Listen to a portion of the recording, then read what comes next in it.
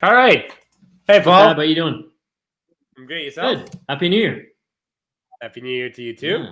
Yeah.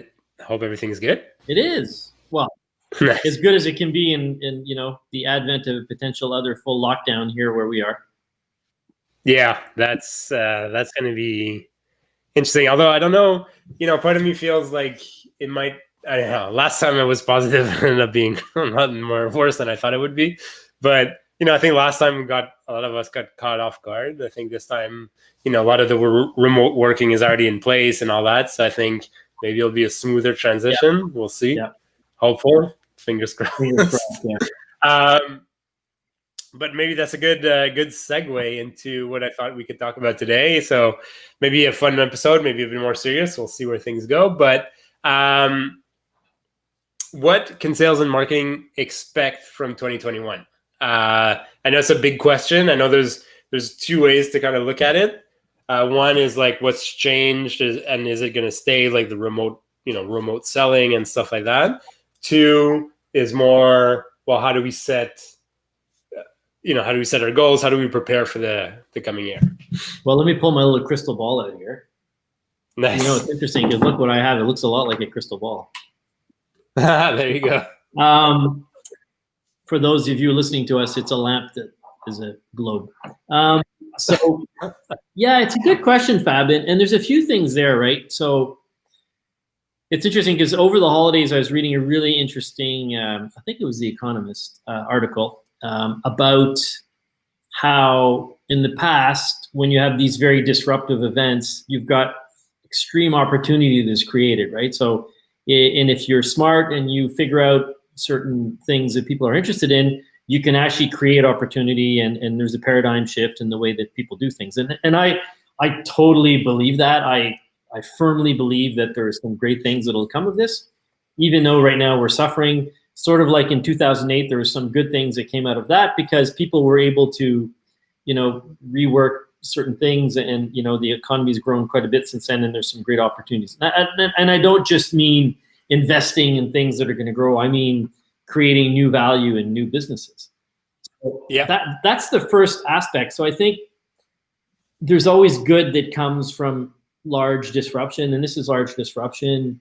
And with the current state of politics that's about to change in the U.S., I think we know what COVID can do. We know what we're doing. Yes, we're in the thick of it, but people kind of know what's coming and how to deal with it. It's sort of a little bit of a press repeat from last March, except now we have the vaccine coming. So I think there's a lot of, I think there can be a lot of positive that will come from this. Of course, short of people losing their family members, which is terrible. But, I think business-wise, if you're smart, there's maybe some opportunities to create from this. And on the standard side of things, and this is where I think you and I were probably going to, talk about a little bit more in this podcast. Unless, have you read anything about that? Like, what's your opinion on the whole, like, opportunity and after great times of disruption? I think there is. I don't know, maybe that sounds maybe it's a little too small or maybe too negative, but I think there's opportunity for sure as a business. And I think as in terms of a business owner or a business leader or a marketing leader, sales leader to really embrace some of this disruption that's happened and allow, employees to work from wherever they want. And like, I think we can all see now that working remotely can be for some people as productive of working from the office. And so I think there's some opportunities there. But yeah, I mean, I think in a day-to-day, like if I'm a salesperson or this and that, I'm still struggling to see, like, beyond, like, maybe I'm able to now have access to a more balanced life, let's call it that. Opportunity in terms of how I approach selling and so on and so forth. I don't know how much that will change at the end of the day. I mean, you're more remote, but I think some industries are already very remote to start with. So I don't know. What do you think? I think the whole remote thing, we've learned how to do as much as we can do it now. There's probably going to be little technical advances that make it better. But, and if you look at the field of education, we were just talking about that offline before, there's a lot of things that they're going to have to do eventually to adjust to the potential for more remote education.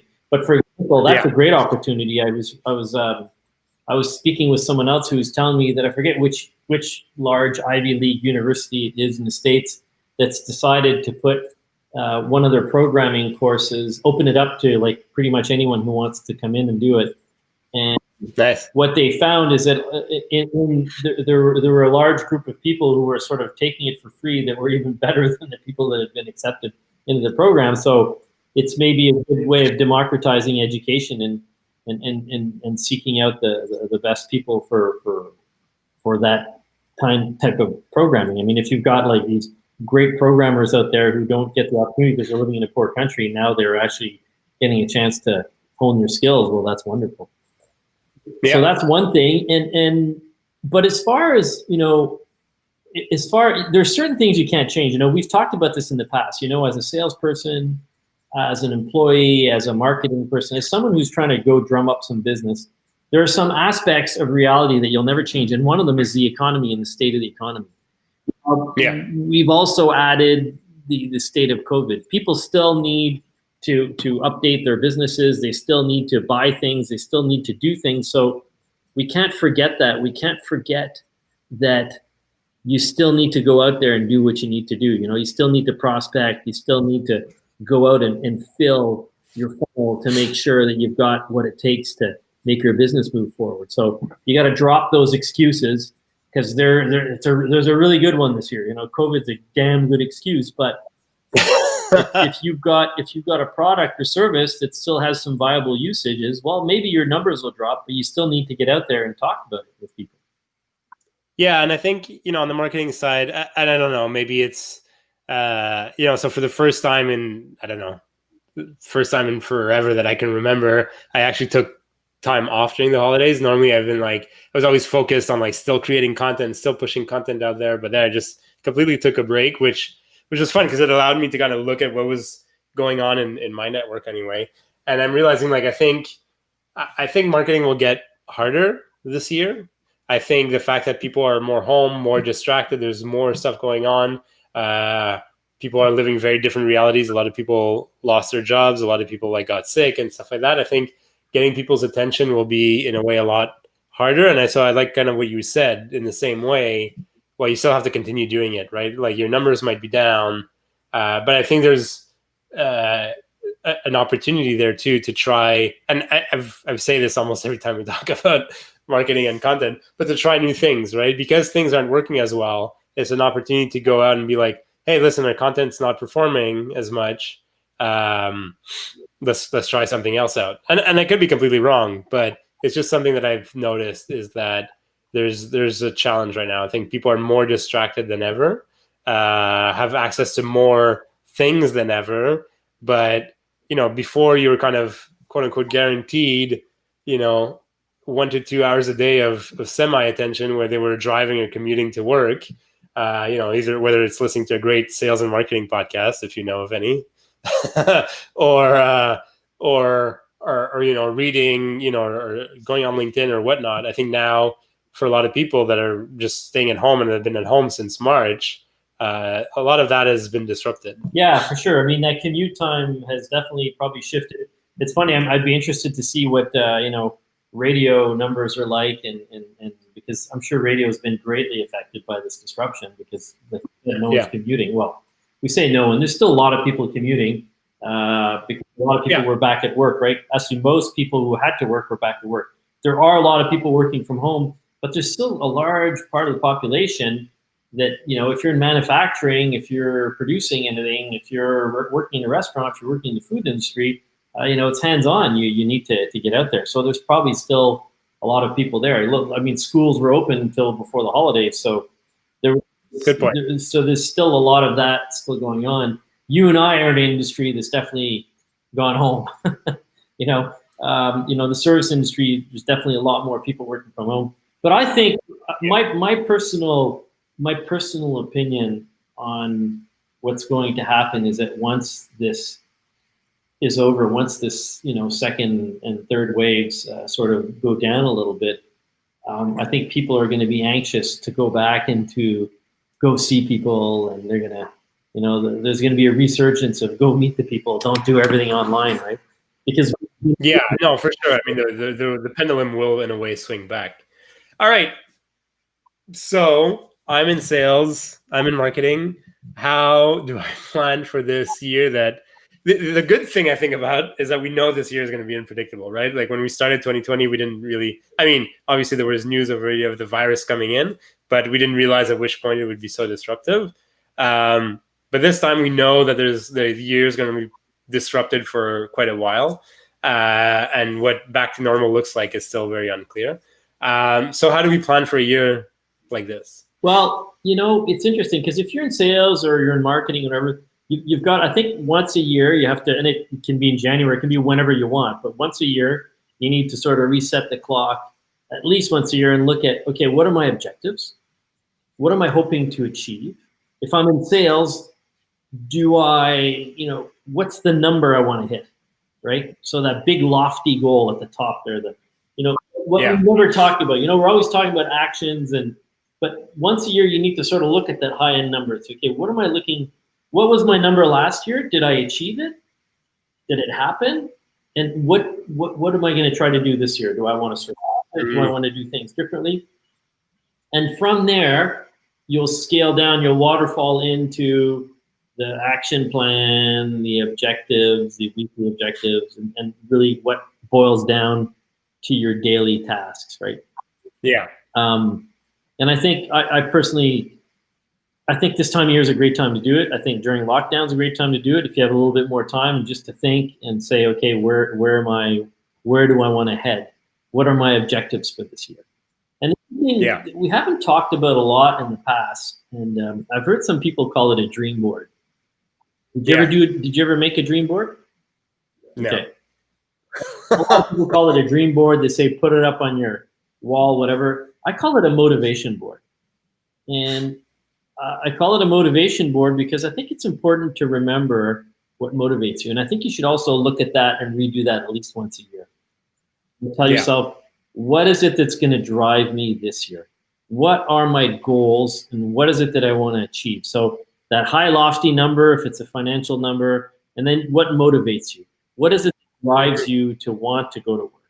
And then you're going to break it down into an action plan, and then boom, you don't think about it, you just do what you got to do. And then you look at it every quarter, every month if you want, and you say, okay, how am I doing as far as my goal is concerned? Yeah.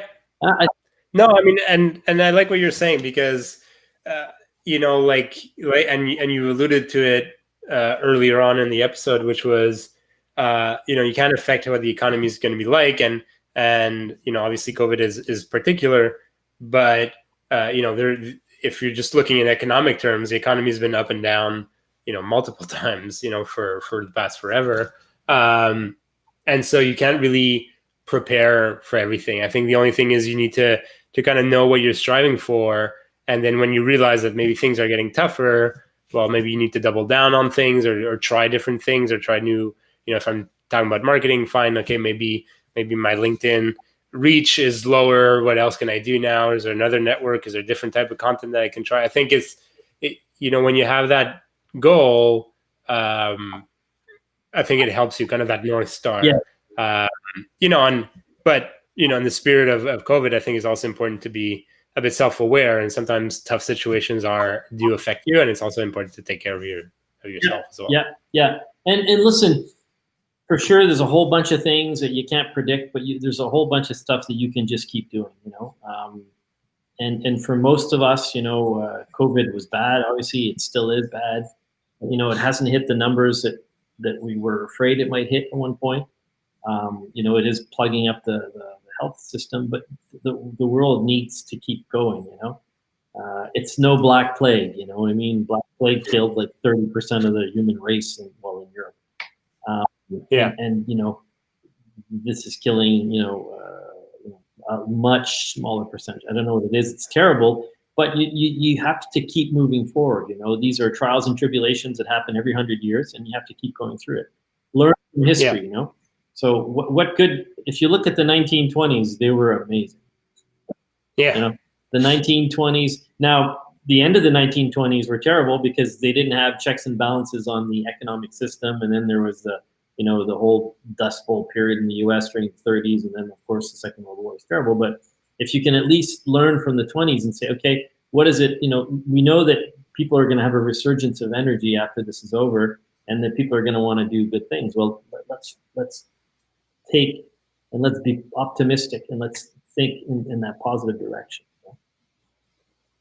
You're right. And I think, how should I put this? I think like, I don't know.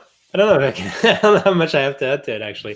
I think you rounded it off. I think, you know, the reality is like, yes, be self-aware, and it's okay if things are harder for you personally or emotionally and things like that. But I think having your North Star and figuring out, okay, what can we do to achieve this? What can I change? When do I need to change? Is important. And, you know, we talked about, if we're going very tactical, about reports a few weeks ago, and, you know, like looking at your reports, like, okay, our numbers are down. What can we do? Do we need to increase our calls? Do we need to, you know, publish more blog posts? Do we need to up our ad budget and stuff like that? You know, like be conscious of it, but then also be aware, you as an individual, like if things are getting hard, I mean, it's okay as well. You know? Yeah, of course. And listen, it's tough. It's you know, we talk about mental health. It's very hard for a lot of people right now. You and I are lucky. You know, we both have our families. We're at home with our families, with your wife. You know, and 2 kids. I have my wife and 2 kids. So we're very lucky that way. There's a lot of people that are not in the same situation. You know, a lot of elderly people live alone. You know, a lot of young people live alone, and it's a very hard time for them. So, but you still need to do what you need to do. The world still needs to move forward. We're very much a social animal that we rely on each other. You know, Yeah. So that has to keep rolling in a orderly fashion. Cool. Listen, let's keep it a short episode. If we can wrap it up saying, I like have your vision board, see what you want to accomplish. Yeah, I like see how you're going to get there. Yeah. Remember it, post it up on your wall. Yeah. But also your North Star, I love that expression, your North Star. I love it. What's your North Star? What's guiding you? What's driving you there? So sorry, I interrupted you. Keep going. No, that's it. And then this, but at the same time, take time for yourself as much as possible, and try to be aware when things get hard. I think that was a big lesson for me the first time around. I didn't always realize when things were getting rough, and I didn't accept it.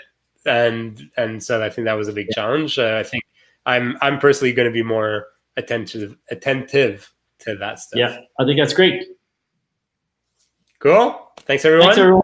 Short episode today. Happy New Year again. Happy New Year again. All right. Take care. Thanks.